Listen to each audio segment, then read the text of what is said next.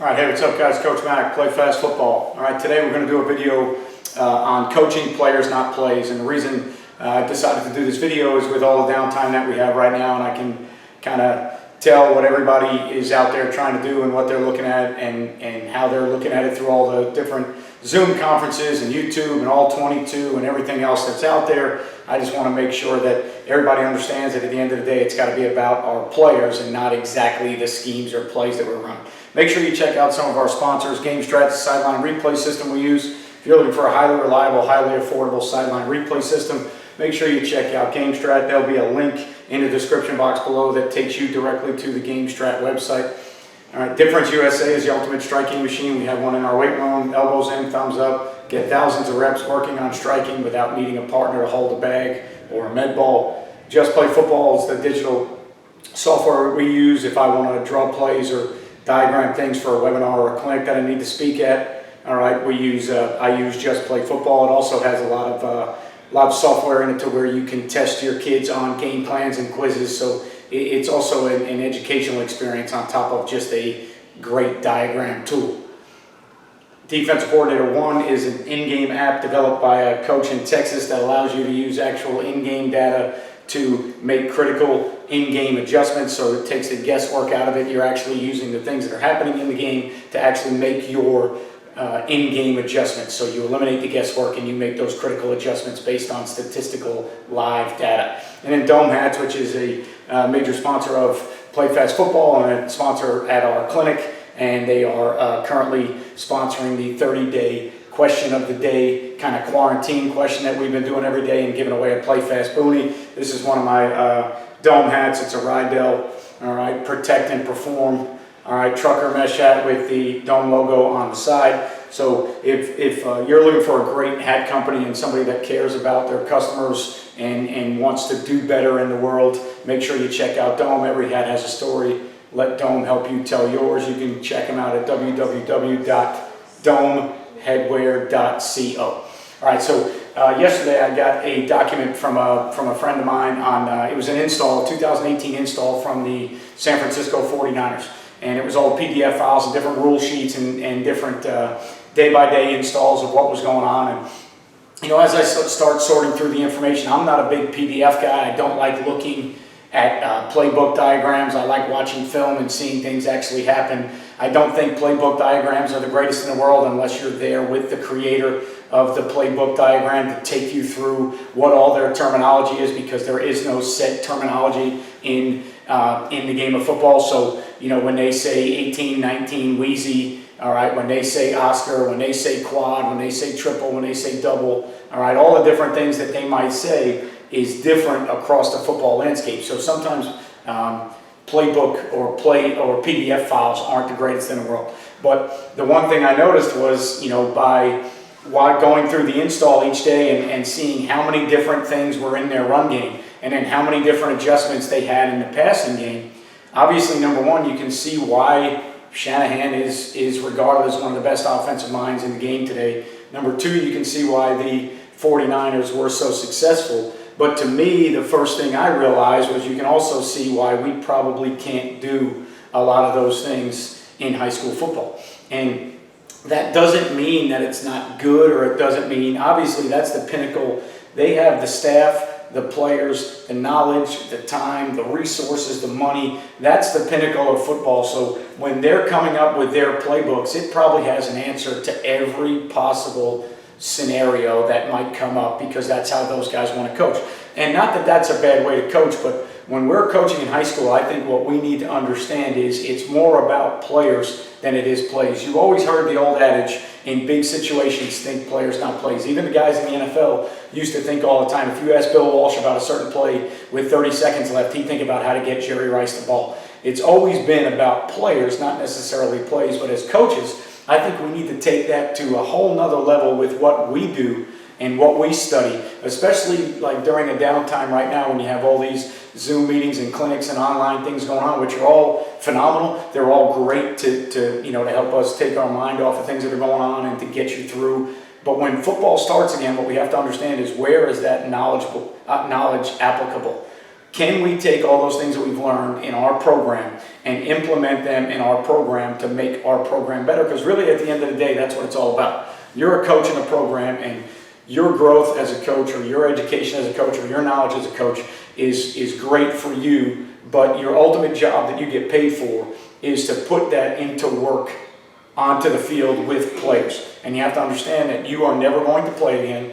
You are not going to make tackles. You are not going to play in coverage. You are not going to make reads or throws. You are not going to make blocking call combinations. You are not going to ID fronts. You are not going to do that live in games anymore. Somebody else is going to have to do that for you. So we have to look at the transfer of knowledge and the relatability of knowledge from us to our players.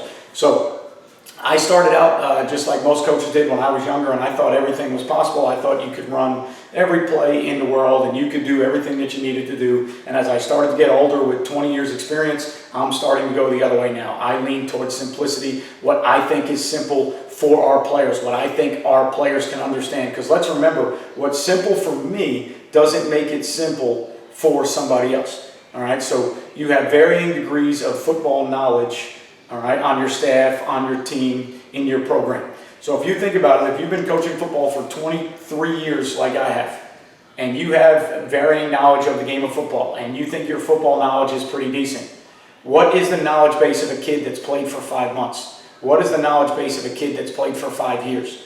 That's where you need to think about what you're doing and how you're coaching, because you're coaching kids that have played the game for 5 weeks, 5 months, 5 years. Not kids who've been around the game 41 years like I've been around the game.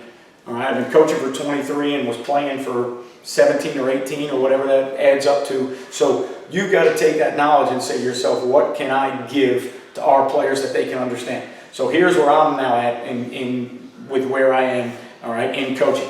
I need to make sure that I'm coaching players, not plays. First thing, is it player-driven or coach-driven? When I want to teach a scheme, or I want to think about terminology, or I want to think about how I'm going to present information to my players in my program, or my defensive staff, or my offensive staff, is the information I'm giving them player-driven or coach-driven? Is it something that I want to do because I think it benefits our players, I think they can understand it, and I think it's simple for them? Or is it something that I want to do because I've investigated that it is the best possible answer for all these different scenarios that come up, and I want to feel good about myself having all the answers, regardless of whether or not the players can put forth or if that is applicable to our players. All right, I want to make sure that I've touched on all the right spots that I need to touch on, to have all the answers and all the subjects that I need to touch on. So at the end of the day, when I call that play or that scheme, I know in my mind that I had all the answers, whether my kids can execute it or not. All right, player-driven is when you go out there and you say, look, I know there's a lot of better ways to do this, or what I think might be better ways to do this, but if my kids can't do them, all right, then it's not better for us. So we need to go with a way that's better for us. Whether that's easier or not, I don't know, but it's a way that's better for your kids, the talent of your kids, your staff, the knowledge of your coaching staff, how many of you there are, how much time you have. You have to find a way that is player program driven and not coach driven.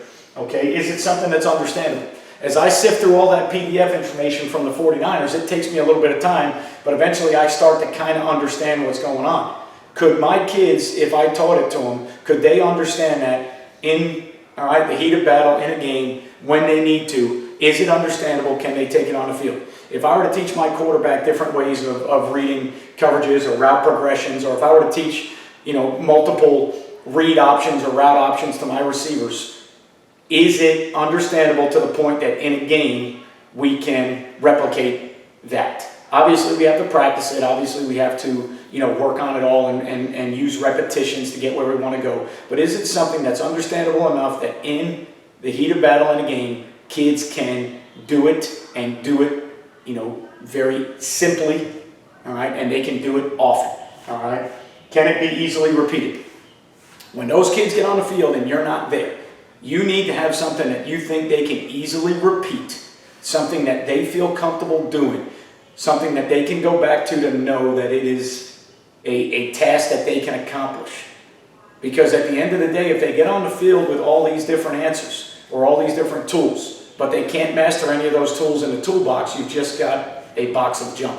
It has to be something that they can, at least to their ability, master. Now, master is a relative term because a team with 10 Division I players is going to master something a little bit differently than a team with 10 Division III players, or no Division I players, or no college football players. Okay, so master is a relative term. It's got to be something that they can do at their highest level, whatever that level is for them as players, something that they can do very fast, very repeatable at their highest level. That's what we're trying to get to. So when I'm coaching now and I'm thinking about schemes and I'm thinking about plays and I'm thinking about practice plans and installs and I'm thinking about terminology, I'm thinking about, making sure it's player driven, making sure it's understandable for players, and making sure it can be easily repeated on the field by our players. Doesn't necessarily mean I think that it's the be-all end-all answer for schemes or plays. It doesn't necessarily mean that I think it has an answer to everything that the other team might present. Okay, what it means is I think that my players understand it. I think it's easy for them. I think they can simply repeat it and execute it at a high level for their talent. All right, remember, a high level is relative to the talent that you have on the field. So here's one of the things, and I'll give you I'll try and give you maybe 2 or 3 examples, but here's one example. We play a 3-3 stack. People ask me all the time, if it's 3-by-1, do we push or pull, or do we break the stack? Do we go to a 3-2 box? No, we don't. All right, so I know that when I watch a lot of college football teams, or I know when I watch a lot of higher level football, that they're going to push and pull the backers, and they're going to get into different looks, and it'll be a 3-2 box. For us, it's a 3-3 box with certain run fits and certain keys and responses in the run game that I want to make sure stays the same regardless of the formation. So when it's 3-by-1 for us, we'll push our backers to the trips a little bit, or pull them to the trips, however you want to look at it. All right, push-pull is another term. I can pull them away, I can push them towards, I can push them away, I can pull them towards, I can do either or. All right, so if you want to use the term, all right, I'm going to pull them towards the trips. Okay, we will pull them towards the trips slightly, but not enough to change the reads in the run fits of what they're looking at. So I'm not going to make this a 3-2 box because it's going to change their home alignment, it's going to change what they read, and it might possibly change the gaps that they're fitting. So I'm going to pull them slightly for coverage and leverage, but not to change their run fits. That's why I won't go to a full 3-2 box or a 3-1 box if I go to play a tight front versus 2-by-2. I won't go to a 3-1 box with my overhangs too wide unless I know that they can play the same run fits and the same responsibilities. For us, when we go to a tight front, our overhangs can widen a little bit because it makes them C-gap players, and that's what they would be, versus an end that's in the B-gap anyway. So in a 3-3 stack, that makes it simple. Now, when it comes to certain things in the passing game, guys that ask me how we call it or how we read it, I tell them how we do it. I tell them why we do it. Doesn't make it right or wrong. Doesn't make it the best in the world. It just makes it what I think is simplest for us. When we talk about pass protection, I tell people how I do it because I think it's the simplest for us. When we talk about read game, so guys will ask questions all the time, where they'll talk about, all right, if you're reading, do you read a defensive end or an M-man on a line of scrimmage? If they walk up a guy, what do you do? How do you do it? And I give the answers to why I do what we do. Okay, so I tell them, well, we don't want to read an overhang. Here's why we don't want to read an overhang. So we're going to read that end or that C-gap, that player head up to outside the tackle every chance we can get. If that player stunts inside, okay, we are going to block that player. We are not going to redirect and arc and do something else because I want my kids to play at a consistent, fast, repeatable level. As soon as I start throwing in all the if, ands, or buts, you're going to do this, but, if, or, kids don't play as fast as they need to. I know it's a better answer. So when we're dealing with an odd front, guys ask me all the time when we run our veer duo scheme or our gap scheme, if that player slants inside, is he still the read or do we block him? We block him. That's what we do, because when my kid goes down inside, if something's there, he's going to block it. And I know it creates other issues sometimes in a run game that you've got to alleviate. But what the issue it doesn't create is my tackle coming back and saying, hey, coach, I'm a down B-gap player versus this front, this front, this front. But if it's a 3 and a 5 and I double, but if it's a 4-eye and an outside walk-up, or if it's a 4 and I don't want my kid thinking about all that. I want him knowing that he's down gap, B-gap to backer. So if he's down gap, B-gap to backer, and something's in a B-gap, he blocks it. That's just what we do. So, just ways that you can think about the simplicity of what you're trying to do as opposed to what you may want to do that your kids can't handle. Okay, so hope everybody's staying safe out there. I appreciate everything you've done for Play Fast Football. If you haven't already subscribed, make sure you subscribe to the channel. Turn the bell on for notifications so you know every time we do a video. Thumbs up or thumbs down if you like the video or not. It lets us know the content that we need to create in the future. And as always, leave a comment in the comment box below. Every comment that I see, I will respond to. All right, look for me on YouTube Live probably sometime maybe tonight at about 9 o'clock. I think I'll jump on YouTube Live and have a discussion. Stay safe out there. I appreciate everything you do. Remember, you won't play well until you play fast. See you next time.